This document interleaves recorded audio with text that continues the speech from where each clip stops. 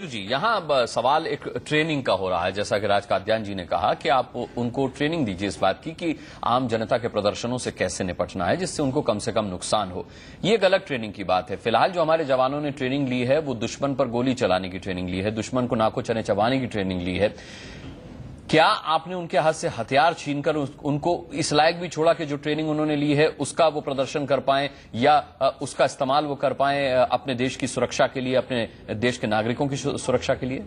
जिस प्रकार की सुरक्षा का काम करने के लिए उनको वहां पर डिप्यूट किया है, ऐसे सीआरपीएफ के जवान हो या मिलिट्री के जवान हो, मुझे ऐसा लगता है कि उन पर इस प्रकार का अविश्वास व्यक्त करना कि वो अपने हथियारों का दुरुपयोग करके सिविलियंस पर अटैक करेंगे, ये गलत बात है। जिन काम के लिए उनको डेप्यूट किया उसका ट्रेनिंग तो पर्याप्त होना ही चाहिए, पर बगैर हथियार वो खुद की भी सुरक्षा नहीं कर पा रहा, वो सिविलियंस की कैसे कर सकता है? और इसी प्रकार के इस विषय पर ध्यान रखते हुए मैं और एक मुद्दे के पास आपका ध्यान आकृष्ट करना चाहता हूं।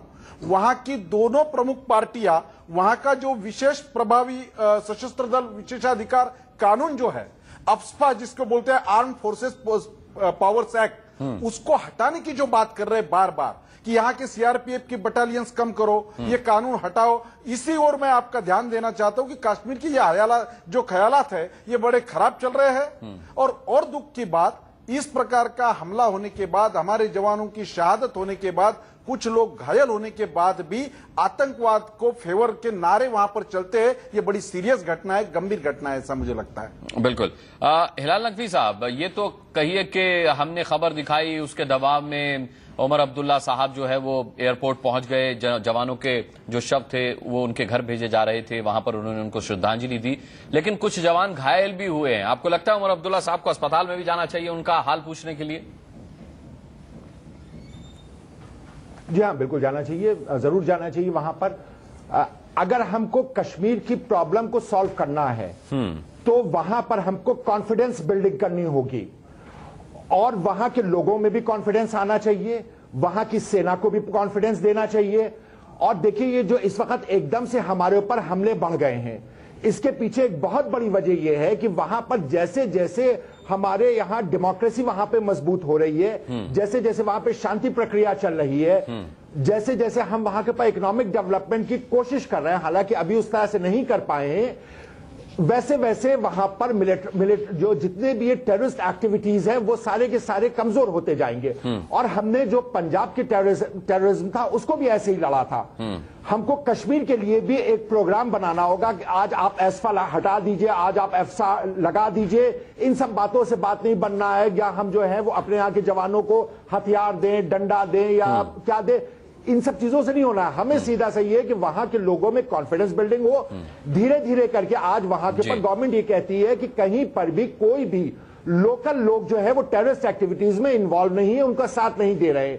इसकी वजह से पाकिस्तान और जो उनके स्पॉन्सर टेररिस्ट हैं वो बहुत ज्यादा घबराए हुए हैं और वो बराबर कोई ना कोई ऐसी एक्टिविटीज कर रहे हैं जिससे कि वहां पर जो पुलिस है वो रिएक्ट करे या मिलिट्री रिएक्ट करे और एक मतलब फिर से वहां के ऊपर जो अविश्वास है वो फैले।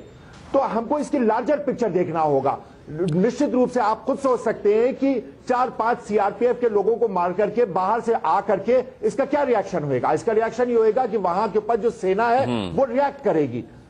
आज जैसे सुनने को मिला कि लार्जर पिक्चर के एक कोई नेता थे, उनको मार दिया गया। यहाँ के ऊपर हमारे मुख्यमंत्री जी जो हैं उनकी भी जिम्मेदारी है कि उन्हें जाना चाहिए वहां के ऊपर। उनको न ही सिर्फ लोगों को बल्कि वहां के आर्म फोर्सेज में भी कॉन्फिडेंस बिल्डिंग करनी चाहिए। चलिए, लार्जर पिक्चर की आपने हिलाल साहब घटित की तो हम आपके साथ हैं।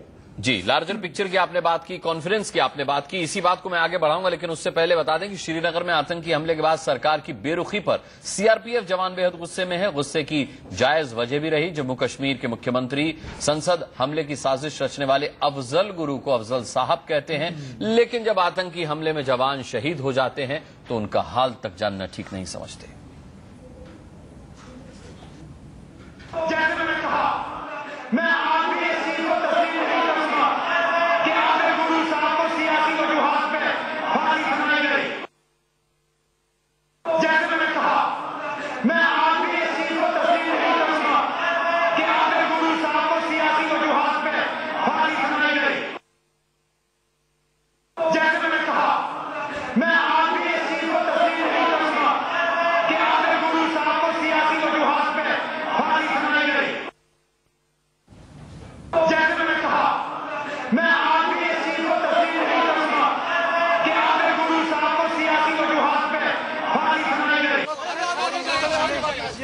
ये हिलाल नकवी साहब सुना आपने, ये है लार्जर पिक्चर। आप जनता में कॉन्फिडेंस भरने की बात कर रहे हैं, आप सैनिकों में, जवानों में कॉन्फिडेंस भरने की बात कर रहे हैं, आप एडमिनिस्ट्रेशन में कॉन्फिडेंस भरने की बात कर रहे हैं, लेकिन उमर अब्दुल्ला साहब जिसको अदालत ने आतंकी माना, तो उमर अब्दुल्ला साहब जो है उसको अफजल गुरु साहब कहकर संबोधित करे। तो मुझे लग रहा है कि कॉन्फिडेंस अलगाववादियों में भरने की कोशिश की जा रही है। आपको नहीं लगता ऐसा?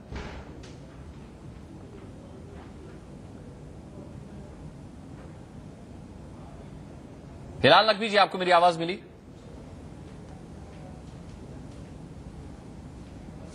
हिलाल नकवी साहब को शायद आवाज हमारी नहीं मिल रही है। जाजू जी, मैं आपसे पूछना चाहूंगा, आप अफजल गुरु साहब कहकर न केवल राजनीतिक रूप से एक गलत संकेत देते हैं, बल्कि जवानों का हौसला उससे भी गिरता है।